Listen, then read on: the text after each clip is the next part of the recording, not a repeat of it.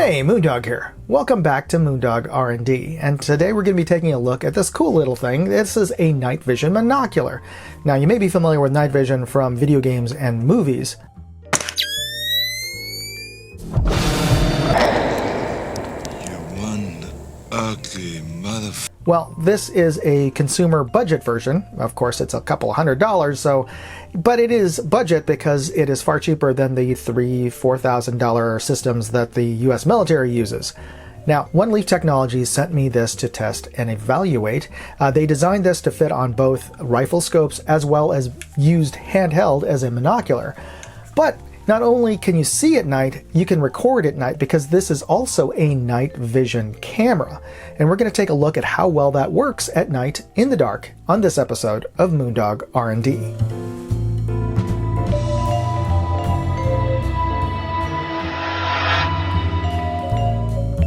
So let's start by showing you what you get. And this is literally all the items inside of the box.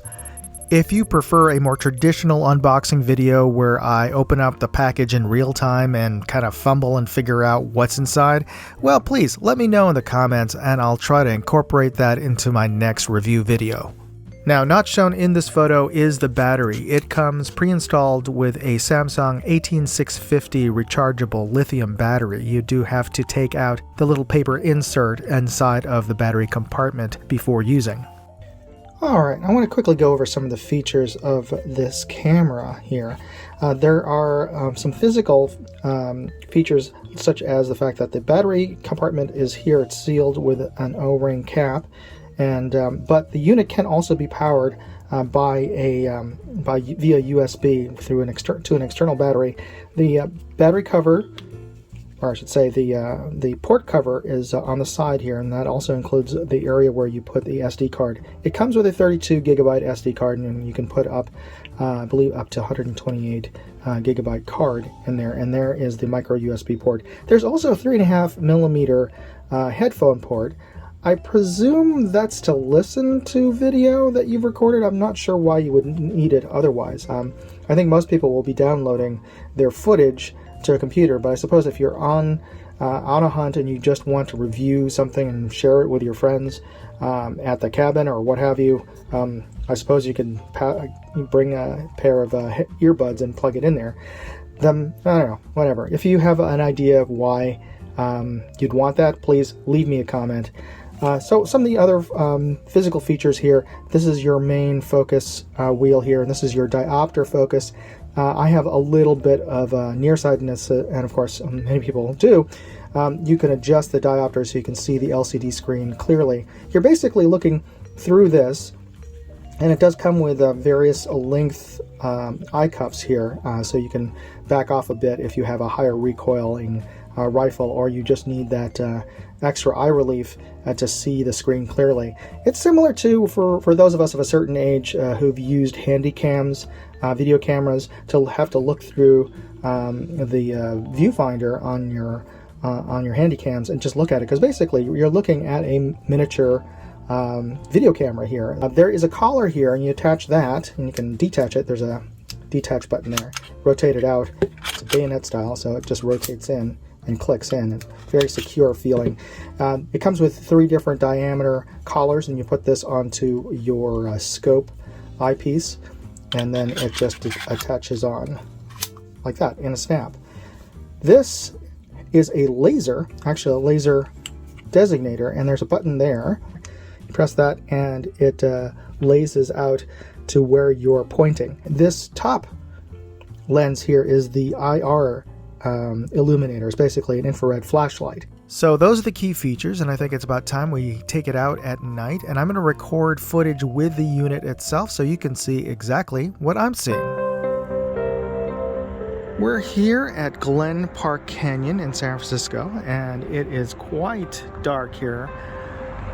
I can't see the bottom of the canyon through my phone, but let's see how well we can see this scene through our NV100s.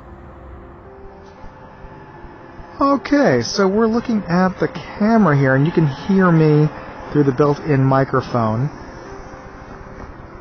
And we have it on color mode at night. You can see that it does flash, it does pick up images at night pretty well when it's well lit, but as soon as we get away from regular lighting, it does enhance the darkness a bit, but when the light is low, it does create a laggy image. I guess it's the processor is trying to figure out what it's seeing before presenting it to you, so there's a bit of a lag. So I'm going to switch over from the color mode to the infrared black and white mode, and there we go. And you can see the beam, the IR beam, reflecting back the bushes here, and you can see a little bit of the trees in the far distance, and there's the road at the other side of the canyon. We're looking down into Glen Park Canyon here, and that is the cabin down at the bottom of the canyon there.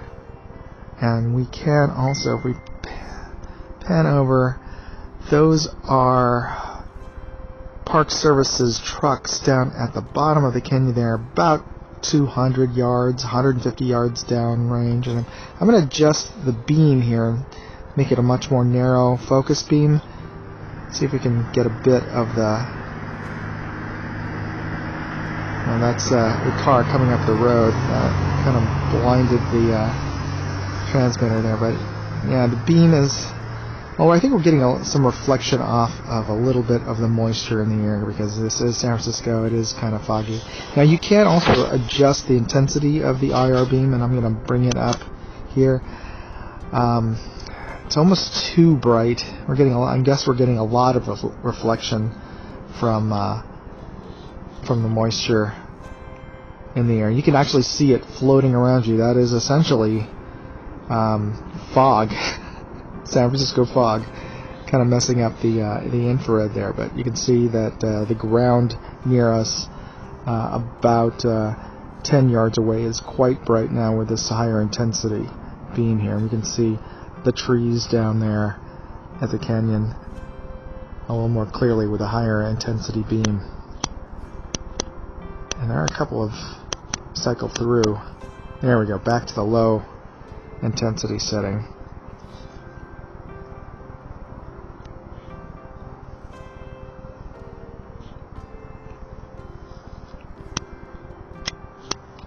And back to our full color, just regular night vision.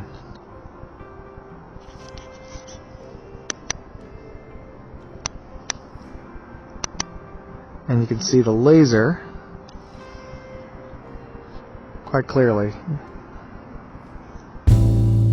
Now, even though we're not showing any firearms or using any firearms in this video, I thought it would be useful to go to the rifle range and test out the NV100 mounted to a rifle scope in controlled, safe conditions. I've put up some reference targets to look at, and we're going to walk back 100 yards and wait for it to get dark. And while we're doing that, I want to ask you to please hit the like and subscribe buttons and the notification bell. It's absolutely free, it just takes a second, but more importantly, you're taking control of the algorithm. You're telling it what kind of videos you like to watch. So you'll start to see recommendations for videos you actually want to watch as opposed to cat videos, unless you're into that. No judgments. So what you're seeing right now is footage from the NV100 itself as I attach it to the scope via its adapter.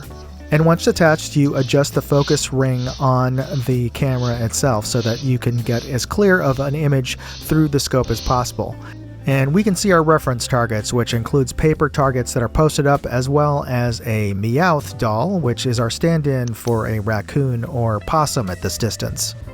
I've got the scope and camera set up on a photo tripod, and we turned off the lights at the other end of the rifle range, and we couldn't see anything. It was pitch black. But looking through the NV100... And that is our infrared mode.